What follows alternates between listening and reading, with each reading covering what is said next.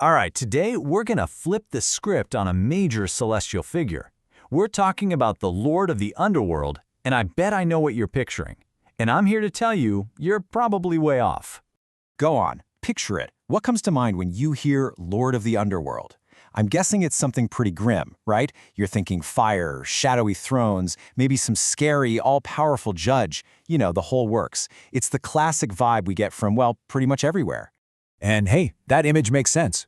But what if I told you that one of the top figures in the underworld is actually the kindest, most warm-hearted being in the entire celestial management? Yeah, the real story is so much better and honestly, way more hopeful than you'd ever expect. So let's meet him. This is Kshitigarbha Bodhisattva, and I want you to completely erase that image of a scary underworld judge. Instead, I want you to picture the kindest, most dedicated CEO you can possibly imagine. His whole business model? It's not about punishment. It's about hope, compassion, and second chances for everyone. In this quote, this is his entire mission statement right here. It's basically the ultimate power move of compassion. It's like a CEO looking at his toughest division and saying, I'm not taking a promotion, I'm not even taking a vacation until every single soul here is saved. I mean, talk about dedication. It's just, wow. Okay, so let's get the org chart straight, because this is important. He's not the judge. That's King Yama's job. Think of Yama as the tough but fair department manager who handles the day-to-day sentencing. Kshitigarbha, he's the CEO. He's playing the long game. His job is all about teaching, rehabilitation, and ultimately salvation. He's the one who shows up and says, okay, let's find a way to make this right. And like any great leader, he's got a pretty incredible origin story. Actually, he has two. One is this beautiful legend from the scriptures, and the other is based on a real historical person. And they're both fascinating. So on one hand, you had the story of a devoted daughter willing to do anything to save her mom. And on the other, you have a real-life prince who walked away from a palace to become a monk. They sound totally different, right? But what's so cool is that both stories point to the exact same thing, this deep, unwavering compassion he's known for. Okay, first, the legend. So, in one of his past lives, he was actually a young woman whose mother, well, her mom didn't believe in karma and ended up in hell. To save her, this daughter did something incredible. She sold everything she had to make offerings and then made this huge vow, not just to save her mom, but to save every single being suffering in hell. Think about that. His massive, universe-spanning mission started from the simple, powerful love for a parent. Then we have the historical story, which is just as cool. We're in the Tang dynasty, and a Korean prince, Kim Gilgok, travels to China. He goes to this landlord on Mount Jihua and asks for just a tiny piece of land, literally just enough space for his monk's robe to lie flat. The landlord's probably thinking, sure, why not, and agrees. But then, Kim Gilgok throws his robe into the air and it magically unfurls and covers the entire mountain. The landlord was so blown away, he just gave him the whole mountain. The prince meditated there until he was 99, and get this, after he passed, his body didn't decay. People saw it as the ultimate proof. This was Kshitigarbha in the flesh. All right, let's talk about his look, because it's actually really important. You see, most bodhisattvas are depicted with crowns, jewels, fancy silks, the whole royal treatment, but not Kshitigarbha. His fit is all about function over fashion. You'll always see him in a simple monk's robe with a shaved head, and there's a really good reason for it. He's not sitting in a palace. He's on the front lines, doing the hard work in the toughest places imaginable. It's a humble, practical outfit that says, I'm here with you, I'm one of you. It makes him totally approachable to the very souls he's there to save. And his accessories, they're not for show, they're his holy toolkit. That staff he's holding, think of it as the ultimate master key. It literally pries open the gates of hell.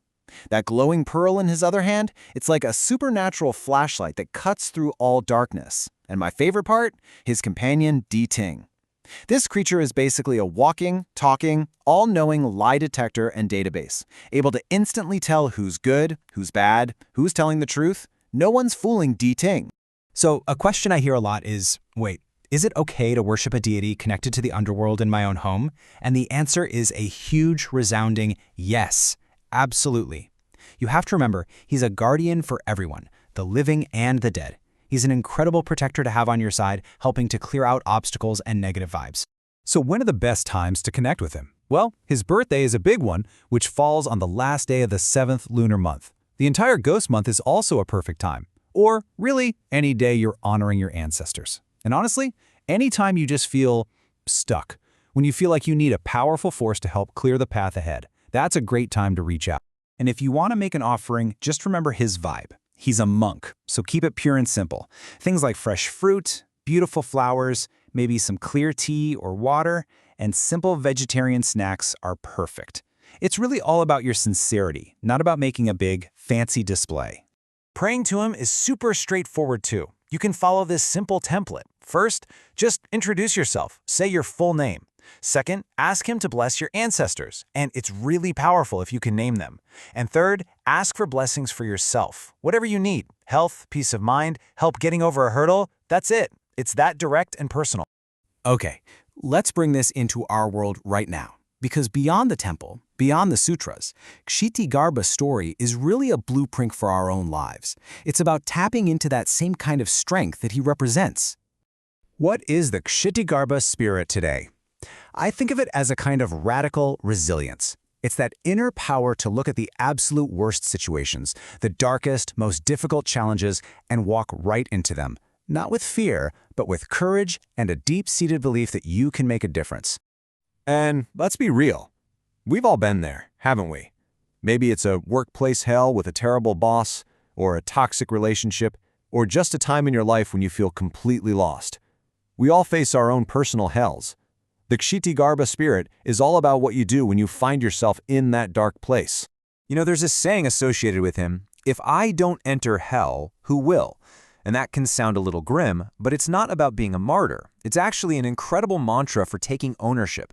It's about looking at a tough problem and saying, okay, this needs to be fixed. I'm not going to wait for someone else. I'll be the one to step up and face it. That's not sacrifice, that's empowerment. And that, right there, is the heart of it all. He is not a symbol of punishment or fear. He is the ultimate symbol of hope. He represents this radical idea that no matter how far you've fallen, no matter what you've done, no one is a lost cause. No situation is ever truly hopeless. So, from now on, when you see a statue or a painting of him, I hope you see something different.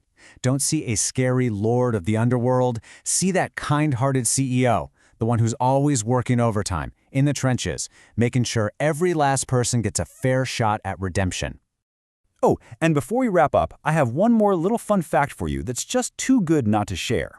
His name, Kshitigarbha, literally translates to Earth Treasury or Earth Womb. And because of his connection to the earth and all its treasures, believe it or not, he's also considered the patron deity of real estate. Yep, so if you're buying a new home, well, now you know who to talk to. Let's end with that powerful vow one more time, because it really says everything. It's the ultimate promise of compassion. A promise that no matter how dark it gets, he'll be there, working until the job is done. A true symbol of hope in the darkest of places.